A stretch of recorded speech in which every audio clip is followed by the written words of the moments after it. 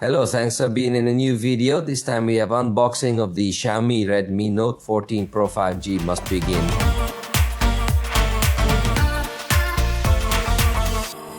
Of the entire Redmi Note series, this is almost at the top above it. Will only be the Pro Plus model for more or less locate them, although in fact they are very similar. So if the difference in price is quite large, I would recommend more go for this option. Although at the time of recording this video, still do not know the official prices in Mexico. So we're going to do a more detailed analysis in the video review. For now, we're just going to get to know it. So let's take the contents out of the box. We're going to find directly with this little box that has the tool to remove the SIM card tray. In fact, it's quite simple. And then we're going to find with little papers of all life. And the good news is that it comes with this case, just like its big brother, it is a completely solid case in terms of its feeling. It's not transparent, but if it is fully flexible and also with semi-rigid edges, then this is included in the box. You don't need to buy it separately, and that is obviously appreciated. But let's see what else is included here. In the box, we find ourselves directly with the cell phone. Here we are already getting some interesting specifications that I will tell you about in a moment, but let's take it out and let's also remove this sticker that is very well adhered to the back cover. And that's it. I do not know if you noticed through the camera, but it has a mosaic design. This section is divided, and this section with a slightly different finish in terms of the reflection of the lights, and also at the top there are other boxes with a different reflection. But before we continue seeing more details of the cell phone, what do you think if we put it to turn on? And meanwhile, we see what else comes included in the box. We're going to find ourselves in this case with a 45-watt charger, unlike its big brother, which has 120 watts even. So I think it's going to be a considerably good charge. It comes with USB-A port, so in this sense, it is still not so modern. Therefore, its cable will be from USB-A to USB-C. In this case, with this highlighted in orange, to quickly distinguish from a cable that supports enough current, then that is what comes in the box. Next we will focus on and the device to know it, and I tell you its specifications. Already have in my hands the device configured, so let's know what we can get to offer. Has a thickness of 8.4 millimeters in this version and weighs 190 grams. The version with synthetic leather back cover is slightly thicker. We are going to find ourselves with an AMOLED screen of 6.67 inches in its diagonal with resolution 1.5K. And so it is a very high resolution. The truth, in every way, it is an extraordinary screen. It also has a peak brightness of 3000 nits, which is definitely going to impress. This when you're going to watch HDR content. It has 12-bit color depth, so it supports a wide color gamut.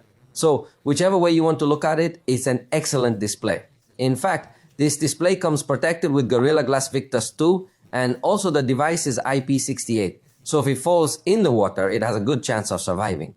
We'll also find stereo sound with one speaker below and one above, with two audio outputs, one through the frame and one through the earpiece for calls. In fact, the body in construction and in many parameters is very similar to the Redmi Note 14 Pro Plus G, which would be his older brother. The same will happen in the cameras, as it has 20 megapixel camera with f-aperture 2.2 and fixed focus. And let's take a look at the results, because I anticipate you that this camera is not so spectacular. The level of detail is not that high, although it does have a considerably good dynamic range. Note how in the preview it looked very burnt and then it processes it well. But believe me, it is a simpler camera than one might expect.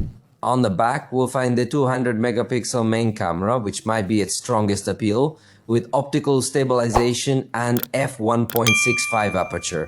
Then we find the 8 megapixel ultra wide angle camera with f2.2 aperture, and finally a 2 megapixel macro camera with f2.4 aperture. Here there is another difference from the Pro Plus model, but only in the placement, because the Pro Plus model has the macro camera on top, while this one has the macro camera on the bottom, but it's the same thing. And let's see the results.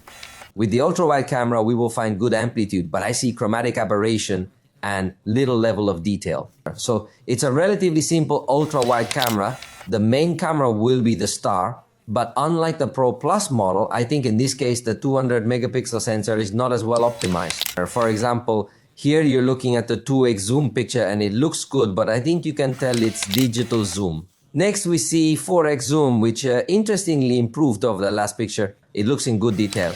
Then you are looking at the 10x zoom, where it is clear that it is digital zoom.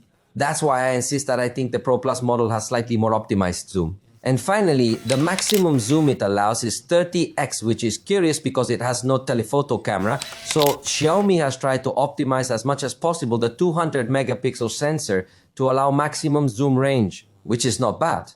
Although, obviously, we would have liked much more to see a telephoto camera. And this will be one of the results you can achieve with the macro camera, which although it lets you get relatively close to the objects, in reality, the image quality is not very good. Now look at this other example, which is what I could get using digital zoom with the main camera, which from my point of view has better quality, so I don't like the macro camera. And with respect to video recording, note that if you can get to record in 4K, but only with the main camera, if we switch to the ultra-wide camera, the resolution is lowered to full HD, and if we want to record with the macro camera, it's still down to HD, nothing more, so it does not have such high capabilities. In fact, the front camera also cannot record in 4K, or simply in full HD. The battery is 5110 mAh and supports 45 watts, charging with charger included in the box.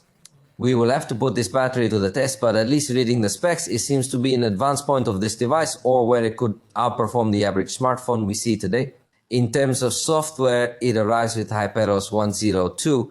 At the moment, it is receiving the update to HyperOS 1.0.7. But apparently, another of the differences that we'll have with respect to the Pro Plus model is that, in this case, the suite of artificial intelligence options Xiaomi is not integrated. The other features of this device are cloud-based, so it would not depend on the capabilities of this device. That is, they could perfectly well integrate those options here, but they chose not to do so. Already, lastly, this device has 8 gigabytes of RAM with 256 gigabytes of storage on the base model, although there are also 12 gigabyte versions of RAM with 512 gigabytes of storage. And the processor is the MediaTek Dimensity 7300 Ultra, which, although it has Ultra in its surname, in this case is not yet of a series. Ultra powerful. For example, look at the results in the Geekbench benchmark. In single core, it scored 1028 points, and in multi-core, 2948 points. There is not so much difference with respect to the Snapdragon 7S Gen 3 that integrates the Pro Plus model. And with respect to Antutu, it scored 6,56,369 points.